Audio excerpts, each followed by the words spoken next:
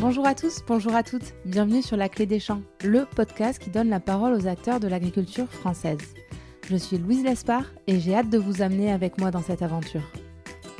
Dans ce podcast, je vous permets d'en apprendre bien plus sur notre monde agricole en partant à la rencontre de personnalités remarquables qui œuvrent à faire briller nos campagnes.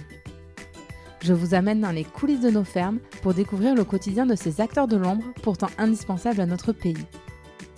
Aujourd'hui, j'ai le plaisir de recevoir Christian Dagneau, président de la Chambre d'agriculture de Charente, mais aussi agriculteur passionné avant tout. Apparu en 2016 et particulièrement violent l'an passé, le phénomène d'agribashing a profondément atteint le moral des agriculteurs français. Avec Christian, on a essayé de mieux comprendre ce phénomène. On a discuté de ce que signifiait concrètement cette notion, des conséquences que cela pourrait impliquer et de comment les agriculteurs ont évolué pour faire face à ce mouvement. Cet épisode a été enregistré pendant le confinement. Nous étions donc à distance, Christian en Charente et moi dans les Landes. Bonne écoute!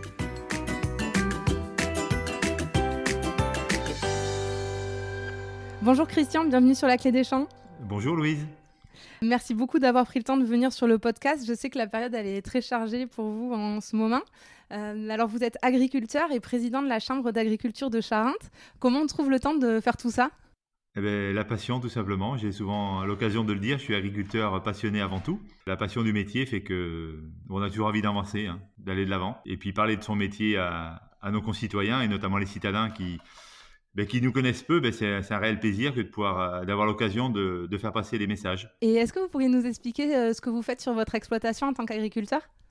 Alors, en ce moment, donc, on termine la mise en place des cultures de printemps, qui sont les cultures de tournesol, pour faire de l'huile, le maïs, pour nourrir essentiellement les animaux, mais aussi au fait du maïs popcorn pour l'apéro et pour le cinéma. Et puis on va semer maintenant du soja. Donc là, ça sera du soja alimentaire, alimentation humaine. Et on préparera les récoltes des cultures d'hiver qui vont démarrer fin juin, parce qu'on a une année très précoce cette année. D'accord, un programme chargé en perspective. Oui, pour parler de l'actualité, nous, le confinement, on l'a vécu cet hiver avec une météo complètement exécrable, puisqu'il pleuvait tout le temps. Par contre, depuis un mois et demi, 2 mois, c'est vrai qu'on est en pleine activité. On avait énormément de travaux en retard et la météo favorable nous a permis de se remettre à peu près à jour. D'accord, tant mieux, on en est ravis. Vous l'avez dit, vous aimez communiquer sur votre métier, vous êtes actif pas mal sur Twitter, j'ai vu, et c'est l'occasion pour nous d'échanger sur l'agribashing et d'avoir votre point de vue à vous en tant qu'agriculteur. Déjà, avant de démarrer, comment on peut définir l'agribashing ? L'agribashing, c'est tout l'inverse de ce que j'aime faire tous les jours, c'est-à-dire parler positivement de mon métier, expliquer mes pratiques, ce que je fais, pourquoi je le fais, quand je le fais, pour quel but. Voilà, donc expliquer tout simplement mon métier en tant qu'agriculteur à mes concitoyens, à ceux qui veulent bien l'entendre. Et comme on a souvent l'occasion de le répéter, si vous voulez vraiment découvrir ce que c'est la vraie agriculture, écoutez les agriculteurs, venez à notre rencontre, on vous expliquera, on vous montrera ce que l'on fait sur nos exploitations. L'agribashing, c'est tout l'inverse. C'est-à-dire que c'est des groupes d'individus finalement qui dénigrent un peu les pratiques agricoles, ou beaucoup d'ailleurs, je ne sais pas, c'est vous qui mettez le curseur. On peut se remettre en cause parfois dans nos pratiques, comme dans d'autres métiers, mais là on peut considérer qu'on est attaqué par certains individus animés par certains lobbying et sans réelle connaissance du dossier et qui amènent du négatif dans une profession où il y a beaucoup de choses positives. On a énormément de contributions positives de l'agriculture sur l'ensemble de notre pays et bien au-delà. Et ce phénomène d'agribashing, vous, sur le terrain, vous avez commencé à le sentir arriver à partir de quand et sous quelle forme ? Alors, c'est arrivé il y a déjà plusieurs années, et puis c'est relayé par les médias. Ce sont des personnes ou des organisations qui sont bien organisées, qui utilisent très bien les réseaux sociaux et qui ont des véritables stratégies pour casser des filières, qui sont très efficaces. Et globalement, qu'est-ce qu'ils reprochent aux agriculteurs ? D'utiliser par exemple des produits de santé végétale qu'on utilise nous pour soigner nos plantes, comme les individus peuvent se soigner également, comme on peut soigner aussi les animaux. C'est quoi, on peut appeler ça des antibiotiques ? Un peu ? Oui, dans certains cas, oui. Pour les animaux, par exemple, aujourd'hui, on utilise parfois des antibiotiques pour sauvegarder la santé de nos animaux. À ce sujet-là, par exemple, la France s'était fixé comme objectif de baisser de 25% l'utilisation des antibiotiques au niveau de la production animale en France. Et la profession s'est largement engagée puisqu'on est arrivé à moins 35%. D'accord. Si on était capable de faire aussi bien sur les antibiotiques humaines, ça serait un véritable succès. Donc je voyais sur Internet en faisant mes recherches qu'il y avait une étude qui était sortie en 2019 de l'IFOP, un baromètre, et il en ressort que 80% de la société globalement a une bonne image de l'agriculture. Pourquoi finalement il y a ce paradoxe-là? Parce que par ailleurs on entend beaucoup parler d'agribashing. Qu'est-ce qui se passe là-dessus? 79%, c'est même des fois plus, ça s'est monté à 85%. En fait, l'agriculteur est très plébiscité par le citoyen et des fois les modèles agricoles un petit peu moins. Mais moi, j'ai tendance à dire, arrêtons de s'occuper des 5 ou 10% des personnes qui sont contre tout, qui font de l'agribashing et bien d'autres choses négatives sur d'autres professions. Et occupons-nous des 85% de personnes qui aiment les agriculteurs. Et ceux-là, ils ont des bonnes raisons. C'est ces gens-là qu'il faut entendre parler. Sauf que c'est toujours les autres qu'on entend. Ouais, c'est le sentiment que j'ai, que finalement, c'est de petits groupes activistes, vous avez dit, qui sont très efficaces, qui pèsent beaucoup sur les agriculteurs, ce qui est entendable complètement, mais qui finalement ne représentent pas la vie globale de la société. Non, ils ne représentent pas la vie globale et en plus, ils ne connaissent pas nos pratiques. Ce sont souvent des personnes qui n'habitent même pas à la campagne, qui ne connaissent pas les agriculteurs. Nous, on travaille avec la nature, avec la météo. C'est un métier, je l'ai dit, très passionnant, mais aussi très compliqué, où il faut gérer avec beaucoup de paramètres extérieurs. Moi, je leur mets à disposition une partie de mon exploitation pour qu'ils puissent mettre en pratique leur savoir, entre guillemets. Ils sont capables de délivrer des idées, des messages, des façons de faire, mais ils n'ont jamais mis en pratique. Donc, moi, je leur mets une partie de mon exploitation à disposition et on va voir s'ils vont être capables de répondre à l'objectif que nous fixe l'État, mais que nous fixent aussi nos concitoyens. Nous, les agriculteurs, on est là pour nourrir nos concitoyens, bien sûr en local, en France, en Europe, mais aussi bien au-delà, puisque je rappelle que tous les pays du monde n'ont pas la chance d'avoir les moyens de production que l'on a en France, avec un savoir-faire extraordinaire des agriculteurs. On a des terres pas hyper fertiles, mais quand même assez fertiles. On a aussi une pluviométrie qui est relativement importante en France, entre 750 et 850 mm, ce qui est quand même tout à fait honorable par rapport à d'autres pays qui souffrent tous les ans de la sécheresse et qui aujourd'hui n'ont plus les moyens de nourrir leur population. Nous, on a les moyens de produire, donc donnons-nous les moyens de continuer. Effectivement, vous disiez qu'il y avait des contraintes de production, puisque la population française, il faut bien la nourrir. Et en ces temps de crise du Covid, on s'en aperçoit particulièrement. Et effectivement, j'ai l'impression que l'agriculteur est un peu coincé là-dedans, parce qu'on lui a beaucoup reproché, notamment l'utilisation de pesticides, qui a fait la une de pas mal de grands médias. Mais finalement, par ailleurs, on lui demande d'avoir des rendements qui sont énormes. Et ça, j'imagine que la position, elle est très difficile à tenir, non, pour un agriculteur. Comment vous faites, vous, là-dessus ? Avec l'expérience du confinement et du Covid-19, l'image de l'agriculture a complètement changé. Nous, on a vu énormément de gens changer d'attitude de consommation. Tout ce qui est local, pas forcément bio, production locale, identification locale a fortement progressé dans les ventes. Sauf que ça se fait pas du jour au lendemain. Il faut pas une culture, ça s'improvise pas au dernier moment. Il faut l'anticiper longtemps à l'avance. Mais c'est vrai qu'aujourd'hui, l'image est en train de changer. J'espère que ça va durer après le confinement. Nous, on a ce rôle-là de nourrir nos concitoyens. C'est vrai qu'il nous faut des moyens de production. Regardez, au niveau de la santé, si demain on propose un vaccin pour se protéger du Covid-19, je crois qu'une grande majorité des Français sont d'accord et c'est ce qu'on attend tous pour pouvoir se protéger de cette épidémie. Ce qu'on fait nous sur les plantes ou les animaux, ils ont les mêmes problèmes, les mêmes problématiques. L'utilisation des produits que l'on fait, c'est pour se prémunir des maladies, mais aussi des insectes ravageurs qui viennent ravager nos cultures. Jusque-là, on arrivait à les maîtriser, mais la pression de ces activistes fait que malheureusement, des moyens de production qu'on avait hier, des matières actives qui nous permettaient de lutter contre des virus ou lutter contre des maladies, ces produits-là sont retirés du marché, en France au moins, ce qui fait qu'on n'a plus des moyens de produire qui sont équivalents à nos voisins. Et on perd en compétitivité, on perd en qualité, on perd en efficacité. Il y a quand même eu un mouvement de la société en général, je pense, qui a eu envie d'une agriculture plus raisonnée, d'une agriculture plus transparente et plus respectueuse de l'environnement. C'était légitime à un moment de mettre ce débat-là sur la table ? Oui, je pense que c'est tout à fait normal. On a le droit d'exiger la plus grande transparence et des produits très tracés et de qualité de la part des agriculteurs. Il faut savoir que entre la perception qu'a le citoyen aujourd'hui de l'agriculture française et celle qu'elle est réellement, il y a une différence énorme, puisque on a entre 10 et 15 ans d'avance par rapport à l'image qu'a le citoyen de notre agriculture. Aujourd'hui, nous sommes sur la traçabilité, nous l'avons déjà entamée il y a très longtemps. La traçabilité des produits, là, vous entendez, hein ?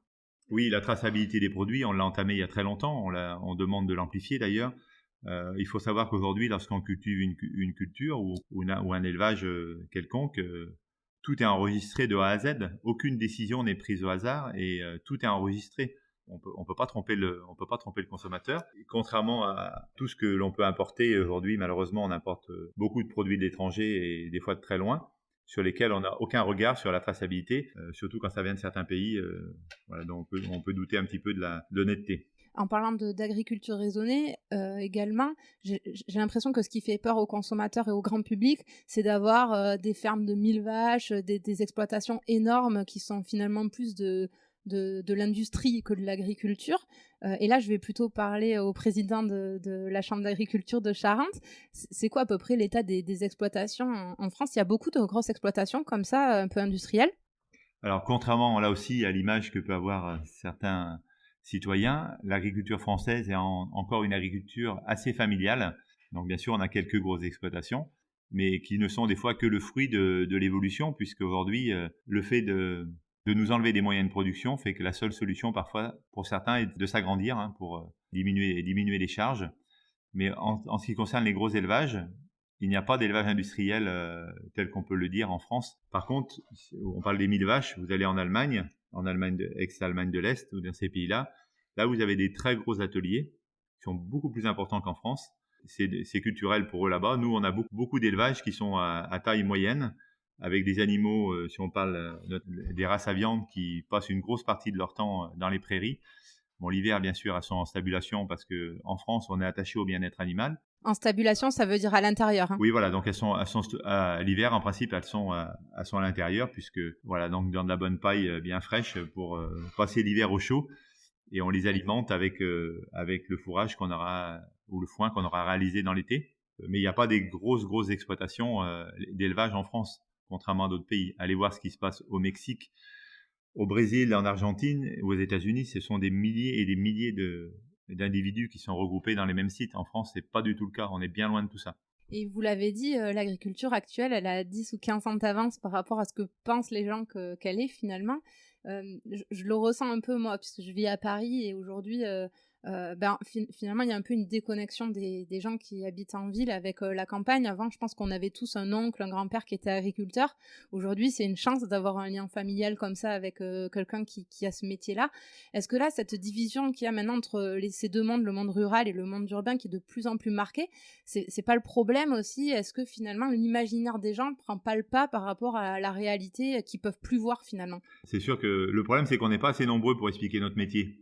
À chaque fois qu'on a un échange avec n'importe quel citoyen, qu'il soit urbain, rural ou carrément en pleine ville, lorsqu'on explique notre métier, nos pratiques, pourquoi on fait ce métier, avec quel but, etc., dans 99% des cas, les gens apprécient énormément l'échange et sont très heureux de la discussion qu'on a eue. Le problème, c'est qu'on n'est pas assez nombreux à pouvoir le faire. Il faut d'abord avoir les capacités et l'envie de le faire. Je me fais la réflexion quand j'arrive à Paris et que je suis dans le métro, j'ai dit, mais si je dois convaincre tout le monde, ça va me prendre un temps fou. Voilà, mais c'est pour ça que, voilà, donc ce que vous faites au travers de ces interviews, l'idée, c'est de toucher plus de monde. Donc c'est une bonne initiative. Exactement. Et est-ce que finalement ce mouvement de la société qui veut avoir plus de regard sur les choses, et on l'a dit, une agriculture plus transparente, etc., ça a fait évoluer vos pratiques à vous en tant qu'agriculteur? Oui, c'est là où je veux en venir en fait quand on dit qu'on a 15 ans d'avance, c'est que tout ce qui est traçabilité, modification de pratiques, ça fait 15-20 ans que c'est déjà engagé sur les exploitations. On est en innovation permanente, que ce soit au niveau du végétal, animal, mais aussi au niveau de tout ce qui est mécanique, numérique. Aujourd'hui, on a des fermes connectées. Je pense que beaucoup de citoyens seraient très très surpris du niveau de performance que peuvent atteindre certaines exploitations. Le lien qu'on peut faire entre les stations météo connectées, les outils qu'on utilise dans les parcelles, le savoir-faire de l'agriculteur. Voilà, donc toute décision qui est prise sur une exploitation aujourd'hui n'est pas prise au hasard, elle est prise en fonction de différents paramètres. Et on a des outils qui nous permettent de mettre, on parlait tout à l'heure des produits phytopharmaceutiques. Voilà, donc là, on a la décision d'appliquer un produit pour protéger une plante se fait bien en amont, donc avec les produits disponibles, les prévisions météo. On a des systèmes de prévision de risques. Selon les risques, on intervient ou on n'intervient pas. Pardon, l'idée, c'est quoi en faisant tous ces calculs? C'est d'utiliser le moins de produits chimiques possible? Tout à fait, c'est exactement ça. C'est-à-dire, l'objectif, c'est d'en mettre le moins possible et celui qu'on met, de le mettre au meilleur moment, à la bonne dose. Voilà, la bonne dose au bon moment, au bon endroit. Ouais, c'est vrai, c'est exactement ce que le matériel que l'on a aujourd'hui sur l'exploitation. Alors tout le monde n'a pas encore accès à ces technologies-là, mais de plus en plus parce que ça nécessite des investissements importants. L'objectif pour nous, c'est lorsqu'on cultive une culture, lorsqu'on applique un produit pour se protéger, ça a un coût. Donc moins on va en mettre, mieux ça sera pour la marge de notre culture. Évidemment, si on peut éviter d'en mettre et d'en mettre moins, on va le faire. Mais il faut pas non plus il faut pas que la culture se devienne malade et dépérisse. Ouais, bien sûr. Et puis des pertes énormes qui font qu'après, d'une part, les stocks sont plus là et que pour la rentabilité de l'exploitation, j'imagine que c'est compliqué derrière. Oui, puis il y a un gros point aussi, c'est contrairement à une usine où on va pouvoir faire un petit réglage et puis on va changer le débit ou autre, l'exploitation, on vit à ciel ouvert, sous les intempéries, sous le soleil, sous les pluies. On travaille vraiment avec la météo, donc ce qui se fait cette année, ça sera complètement différent l'année prochaine. Et selon les types de sol, selon les régions, tous les ans ça change, tous les ans c'est différent. Travailler avec la météo, c'est pas facile. Ça a des contraintes. On a vu encore les gros orages de ce week-end qui, malheureusement, vont avoir des conséquences économiques importantes pour certaines exploitations. Donc, on a des systèmes d'assurance, mais c'est pas suffisant aujourd'hui. Et puis après, on a aussi des épisodes de sécheresse dans le nord de la France cette année. L'année dernière, c'était dans l'est. On a une grosse sécheresse de printemps qui va avoir des conséquences énormes sur les cultures d'hiver. Ça, c'est peut-être lié au réchauffement climatique, c'est possible, mais il va falloir aussi qu'on sache collectivement prendre des bonnes décisions. Si on veut garder des moyens de produire et d'avoir notre autonomie alimentaire, il va aussi falloir qu'on garde des moyens de production. Vous êtes en train de l'expliquer, vous avez un métier qui est complexe, qui est voire difficile parfois. Cet agribashing, c'est quoi les conséquences? Comment ils le vivent les agriculteurs d'avoir ça en plus de toutes les difficultés de leur quotidien? Ah ben ça fait mal, ça fait vraiment mal parce que ça fait mal au moral. C'est quand vous passez même en pleine période de confinement, quand l'État français a demandé mais que les agriculteurs devaient continuer à travailler pour nourrir les concitoyens. Nous on s'est même pas posé la question une fois de savoir si on devait continuer à travailler ou pas. On a continué à travailler parce que quand on travaille avec la météo, qu'on travaille avec la nature, qu'on travaille avec les animaux ils n'ont pas le temps d'attendre un jour. C'est tous les jours qu'ils ont besoin des éleveurs. Donc nous, on s'est relevé les bras comme tous les ans. Le confinement, on n'a pas connu. On a bossé avec la demande locale pour certains. On a bossé, mais comme jamais pendant cette période-là. Et on n'a rien demandé à personne. On a eu beaucoup de soutien positif. Et c'est là où, pour faire le contrepoids de l'agribashing, on a eu énormément de messages positifs de soutien aux agriculteurs pendant cette période de confinement. J'espère que ça va continuer. Les gens se sont rendus compte qu'on avait un rôle essentiel, comme d'autres professions d'ailleurs, comme les soignants et d'autres professions qui sont ressorties un petit peu du bois lors de ce confinement. Pendant ces 2 mois, on s'est aperçu qu'il y a des choses essentielles dans la vie, se nourrir et se soigner. Et là, on s'en est rendu compte. C'est pour ça qu'il y a eu des messages de solidarité aussi des agriculteurs dès le départ pour les soignants. On avait fait d'abord une vidéo sur l'exploitation. Je ne sais pas si vous l'avez vue. On a écrit un merci les soignants dans une parcelle qui aujourd'hui d'ailleurs se met en maïs popcorn. Donc ça nous permettra de boire l'apéro après quand qui est passé sur tous les grands médias, je crois, cette image de merci les soignants. Voilà, c'est ça. Dans votre champ. Et voilà, donc on a eu vraiment beaucoup de messages positifs, ça fait du bien, mais quand dans le même temps, il y a des associations qui commencent à émettre des doutes sur le fait que le Covid-19 pourrait être développé à cause de l'application des pesticides, là c'est vraiment inadmissible de leur part. Qu'on comprenne bien l'agribashing, jusqu'où ça va parfois. Je crois qu'il y a eu des intrusions sur des exploitations ou des menaces auprès d'agriculteurs.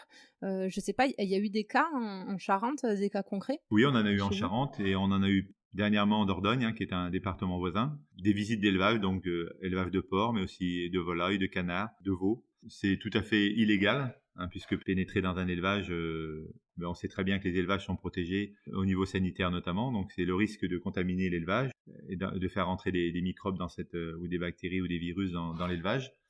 Et il y a un élevage de dindes d'ailleurs qui a été visité. Les personnes de L214 qui sont rentrées ont provoqué la mort de je ne sais plus combien de centaines de dindes ou de milliers de dindes puisqu'elles ont été effarouchées par la présence humaine inappropriée. Et moi j'encourage tous les citoyens à envoyer des messages positifs aux éleveurs qui se lèvent tous les jours de l'année, week-end et semaine, voilà. Parce que c'est vrai que pour les agriculteurs que j'ai rencontrés là dans le cadre du podcast, on sent un vrai sentiment d'injustice là-dessus et vraiment un peu de rancœur sur toutes ces pratiques-là. Ça a l'air dur à vivre pour les agriculteurs au global.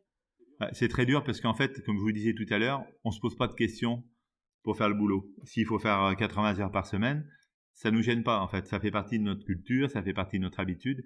Et du moment qu'on avance dans notre boulot, on est heureux en travaillant, je veux dire, on se pose pas de questions. Par contre, d'avoir des critiques par derrière, c'est ça qui est insupportable. Voilà. Et vous, qu'est-ce qui vous pousse à continuer ce métier? Parce que quand on voit toutes les difficultés qu'il y a, plus le regard des fois pas forcément très bienveillant, qu'est-ce qui vous fait avancer? Et ben, comme je vous dis, hein, je suis un agriculteur passionné. Ça fait partie. Moi, pour moi, l'agriculture, elle est dans mes veines. Je suis tombé dedans quand j'étais tout petit. Donc, ben, mes parents m'ont transmis cette passion et je me suis jamais posé de questions sur le métier que je voulais faire. Ça a toujours été celui-ci. Et je trouve qu'on fait un des plus beaux métiers du monde et qui est très utile, nécessaire pour nourrir nos concitoyens, mais aussi pour entretenir les paysages, gérer la biodiversité. Si la France est aussi belle vue du ciel, c'est aussi en grande partie grâce aux agriculteurs, hein, avec la multiplication des cultures, les couleurs qui changent à toutes les saisons. Et quel risque l'agribashing, au global, ça fait peser sur l'agriculture selon vous? Le plus gros risque, c'est qu'ils influencent par le biais des médias les législateurs et certains élus qui aussi ont des fois des positions politiques assez éloignées de la réalité du terrain, au moins des ruraux. Et ces gens-là sont prêts à suivre les messages de ces associations-là et de faire voter des lois qui vont faire qu'on va nous supprimer des moyens de production, choses qui ont déjà été faites. Hein. On a déjà des produits qu'on n'a plus le droit d'utiliser en France et c'est un véritable problème pour continuer à cultiver certaines espèces en France. Donc voilà, c'est plus compliqué, ça coûte plus cher, c'est moins efficace. Et c'est complètement aberrant des fois écologiquement en plus. Donc ils se rendent pas compte parfois des décisions qui sont amenées à prendre. Ces législateurs-là, comme tout citoyen, je leur demande, venez sur nos exploitations. On va vous expliquer comment ça se passe, ce qui fonctionne pas, qu'est-ce qu'on pourrait faire de mieux pour vous fournir des produits encore de meilleure qualité. Voilà, mais attention aux décisions que vous prenez puisque nos exploitations sont en danger en France. Et est-ce qu'on peut dire, vous me dites si je me trompe dans mon analyse, mais que les agriculteurs ont quand même été pas mal victimes du système, dans le sens où après la Seconde Guerre mondiale, il a fallu produire énormément pour nourrir la population. Donc je crois que c'est à partir de ce moment-là qu'on a assisté à une vraie mécanisation des exploitations agricoles, à l'utilisation de pesticides, peut-être parfois trop, et que finalement les agriculteurs se sont adaptés à ce que souhaitait la société plutôt autour des années 2000 en faisant évoluer leurs pratiques. Est-ce que en fait on prête des torts aux agriculteurs qui sont finalement plutôt victimes d'évolution de la société et d'un système qui leur a demandé des choses à faire, non? En fait, on a toujours demandé à l'agriculteur de pouvoir fournir une alimentation saine la moins chère possible aux consommateurs. Parce que l'objectif du gouvernement a toujours été de faire en sorte que le panier de la ménagère soit le moins cher possible. Ça, c'était quand même un objectif qui est toujours là. Donc, il faut aussi que les gens s'en rappellent. S'ils sont prêts à payer un tout petit peu plus cher, ça va aller nettement mieux. Quand on fait la répartition du panier de la ménagère, on s'aperçoit que la part de l'alimentation a énormément baissé depuis 30 ans. Et voilà, donc là, il y aura peut-être un rééquilibrage à faire. Et moi, je remercie tous les générations passées d'agriculteurs qui ont répondu présent lorsque, à la fin de la Seconde Guerre mondiale, il a fallu reconstruire le pays, il a fallu nourrir les populations. Et un des objectifs de cette reconstruction et de la politique agricole commune, c'était de nourrir toutes les populations d'Europe pour qu'on n'ait plus jamais la guerre. Parce qu'à chaque fois, souvent, la guerre, c'était lié à des famines ou autres. L'objectif, c'était de retrouver la paix. Et une des façons de retrouver la paix, c'est que tout le monde soit nourri. Et moi, je pense que cette génération-là a permis un rééquilibrage de la paix sur l'Europe et c'est très important. Alors après, on a continué à produire, à produire plus, mais aussi l'objectif, c'était d'avoir un prix du panier de la ménagère au plus bas. Et après, c'est vrai qu'on a évolué un petit peu dans nos pratiques. Ça fait 15-20 ans maintenant que nos pratiques ont évolué parce que nous-mêmes, en tant qu'agriculteurs, on s'est aussi posé la question. Nous sommes les premiers utilisateurs de produits, nous sommes les premiers présents sur les territoires. Donc, ce qu'on veut, c'est que nous aussi, nos parcelles et nos terres restent productives un maximum. Donc, on était aussi les premiers conscients à faire évoluer nos pratiques. Ce qui est vraiment dommage, c'est qu'avec ce qui s'est passé depuis 2 mois, la consommation de viande n'a pas baissé, notamment de viande rouge, voire elle a augmenté, mais le prix de vente, le prix payé aux producteurs, par contre, a baissé. Et ça, c'est complètement inadmissible. Alors quand on voit aujourd'hui des grandes enseignes qui font de la pub depuis 1 mois et demi, où ils parlent tous de l'agriculture française, des agriculteurs, faut les soutenir, etc., etc. Alors c'est très bien d'avoir des produits français dans les grands supermarchés, mais ça serait bien qu'ils soient surtout payés à un prix correct aux producteurs, parce que ça, c'est pas le cas. Donc là, vraiment, on n'est pas du tout satisfait. Une partie quand même de la grande distribution se sert aujourd'hui de l'image de l'agriculteur, pour mettre en avant les produits qu'il propose, mais il rémunère pas au juste prix les producteurs. Et ça, c'est pas viable. Voilà, on pourra pas tenir le coup longtemps comme ça. Ce que vous êtes en train de nous dire, c'est que notamment là, avec la crise qu'on a traversée, le gouvernement a demandé aux grandes surfaces de s'approvisionner en local et que finalement là-dessus, elles l'ont fait, mais qu'elles en ont profité pour mettre la pression aux agriculteurs des alentours pour acheter les produits au prix le plus bas possible. Alors, je ne sais pas qui est responsable, si c'est la grande enseigne ou c'est les intermédiaires, mais en tout cas, ce qui est sûr, c'est que le prix payé aux producteurs aujourd'hui n'est pas satisfaisant. Et il faut que le consommateur français le sache. Il faut que le citoyen français le sache que, voilà, même s'il trouve que les prix ont augmenté, il faut qu'il sache que le prix à l'éleveur n'a pas augmenté et il a même baissé pendant cette crise. Et ça, c'est complètement anormal. C'est quoi, selon vous, le rôle des médias? Est-ce qu'il a fait caisse résonance de cet agribashing ou pas du tout? Vous vous sentez soutenu par les médias? C'est quoi votre relation avec eux? Nous, à l'échelle du département, on a plutôt de bonnes relations avec les médias. Enfin, moi, je suis quelqu'un de très, très, très positif. L'idée, c'est de... Voilà, alors là, on a parlé beaucoup d'agribashing, parce que vous me posez la question, mais c'est pas un sujet que j'aime tellement parler. Je préfère parler des sujets positifs, c'est-à-dire sur mon exploitation. Nous, on a 160 hectares avec mon épouse. Eh bien, on produit l'équivalent des besoins alimentaires de 3000 personnes tous les ans. Je trouve que c'est quand même extraordinaire que sur une exploitation, on puisse nourrir 3200 personnes. Si je rajoute l'exploitation de mes voisins sur la même commune, on est à plus de 10 000 personnes sur la commune. Autre chose que l'on a mis en avant, c'est nous, sur l'exploitation que l'on a, où on a accès à l'eau, donc à l'irrigation, qui nous permet d'assurer un rendement et une régularité de production, on capte tous les ans l'équivalent de 2000 tonnes de CO2. Alors, quand on est en pleine négociation sur le climat, 2000 tonnes de CO2, ça ne veut pas dire grand-chose pour un citoyen lambda, ou pour moi au départ non plus. 2000 tonnes de CO2, c'est l'équivalent des émissions de 750 automobilistes français. Voilà, ça, c'est des contributions positives qu'il est important que nos concitoyens connaissent. Voilà. Pour ce qui est de la communication des agriculteurs, un de leurs torts, quand même, j'ai l'impression que c'est d'avoir pas communiqué pendant un long moment, alors que la communication, elle est clé et que du coup, ça a laissé la société s'imaginer des choses. Aujourd'hui, les choses, elles sont en train de changer. C'est une vraie volonté de la part des agriculteurs de mieux communiquer sur leur métier. Quand on dit que les agriculteurs n'ont pas communiqué, je dirais que c'est comme je vous l'ai dit tout à l'heure, c'est qu'on n'est pas assez nombreux à pouvoir communiquer. On n'est pas assez nombreux et il faut avoir envie de le faire, il faut avoir les moyens de le faire aussi.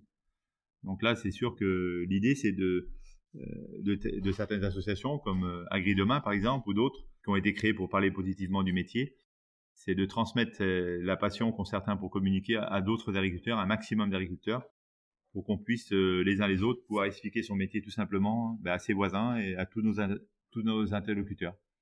Mais aussi des fois aux membres de notre famille, qui sont parfois éloignés, qui reviennent une fois par an pour les fêtes de fin d'année avec des questions assez compliquées. Et pour en avoir discuté avec certains collègues, souvent, lorsqu'on a ces réunions de famille, certains, je leur pose la question, c'est quoi le sujet de discussion? Quand on parle de sujet agricole, moi je préfère rien dire parce que sinon on tombe pas d'accord.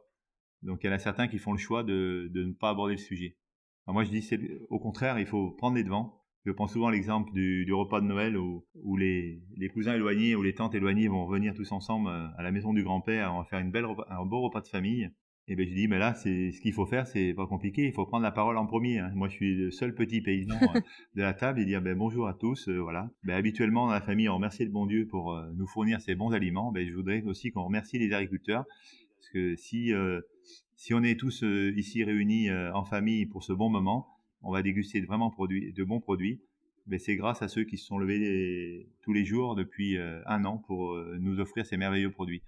Et voilà, en principe, les débats sont complètement différents par la suite. Oui, je vois.